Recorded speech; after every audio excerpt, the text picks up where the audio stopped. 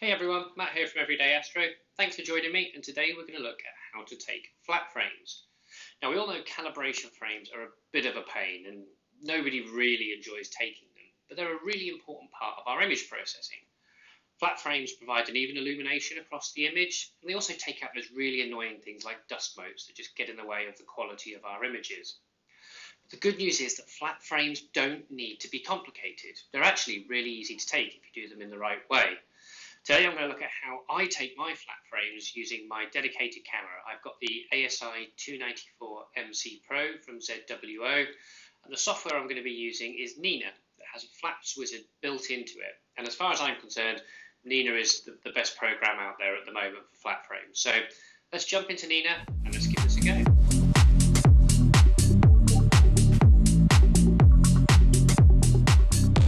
Okay, so here we are with my equipment. And we're now ready to take some flat frames. Just a couple of things I wanted to go through before we get started. The first one is do not change anything in your image train after you finish taking your light frames. If you're not going to take them that night, then make sure that when you bring your telescope in or when you cover it up, what you don't do is change any of the filters, the angle of the camera, your focus point, or anything along those lines, because it needs to remain in the exact same position it was where you took your light frames. The second thing you're going to need is a bit of equipment. So first one, just plain white paper. That's a pretty easy and straightforward one. The second one is some sort of flat panel illumination. This is not any special astrophotography panel. This is a artist's tracing pad. It cost me about 25 quid on Amazon, and I find it works really well. So I will put the link in the description below. One of the things I really like about this is that the illumination panel has 3 different levels of illumination, and that just makes getting the right levels for your flat frames a whole lot easier. So with all that stuff in place, let's jump into Nina and have a look. So for those who haven't used Nina before, this is the screen you will be confronted with when you first load Nina. All of your options are down the left-hand side, and we are currently in the equipment tab. And so here is all the different equipment you can have connected to it. As you can see at the moment from the little symbols, the only thing I have connected is my mount or telescope and my camera. And the camera is cooled down to -15 because that's the temperature I was imaging at.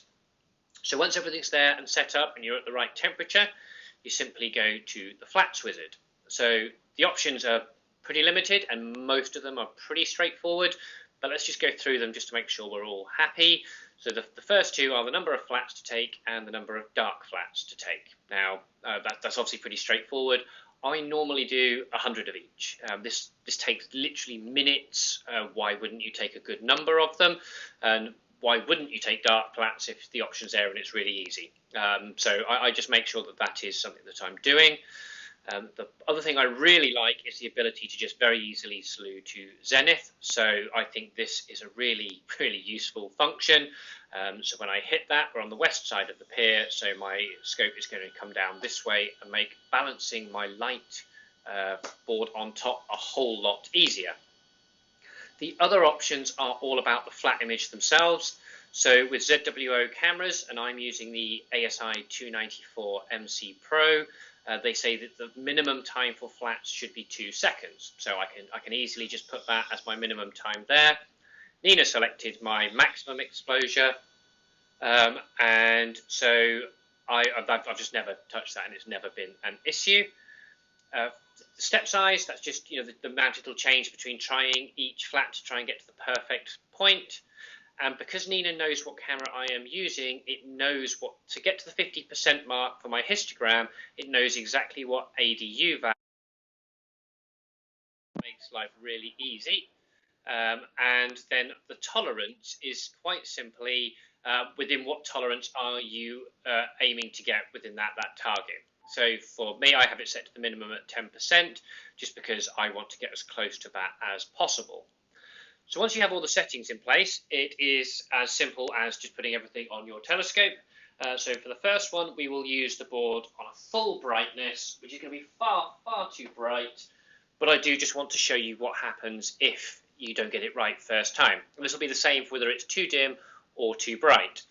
So once you've got everything in place, you just simply hit the play button and Nina will start working out what it can do. So now it's telling me that my flats are too bright. I already knew that, so it's telling me I have to adjust something in order to bring it into the tolerance that we've set here. So if I take this back again, and I'm going to put it onto the dullest, and I put some paper between the light source and the telescope, and then hit reset and continue, it will start to try and take some images. And there we go, so it's getting to a much better place now. So it's still testing to try and find the exact right time. There you go, and it's now found the right time. And we can see in these images all this dust that is in the image and the lack of even illumination across the field. All of that will be addressed by using flats when you're actually stacking your image. If you don't, this problem will exist in your images. So it really is worth taking those flat frames to get all of this out. And now, as you can see, it's done my light flats. So I just simply have to remove the light source, take my lens cap, and once I've put that in place, just set that up, and now we can see at the bottom here, it is now exposing the 3 dark flat frames that we have asked it to take. And that is quite literally all there is in Nina. Okay, so I hope you found this video helpful and you can see just how easy it is to take good flat frames for your images. Flats make a huge difference to your final outcome, so I would highly recommend taking them after every session.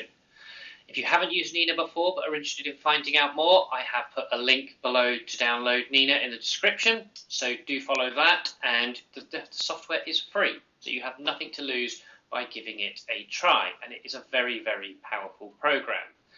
If you found this video helpful, then please do like, subscribe, and hit the little bell below, and you can also follow me on Instagram or Twitter.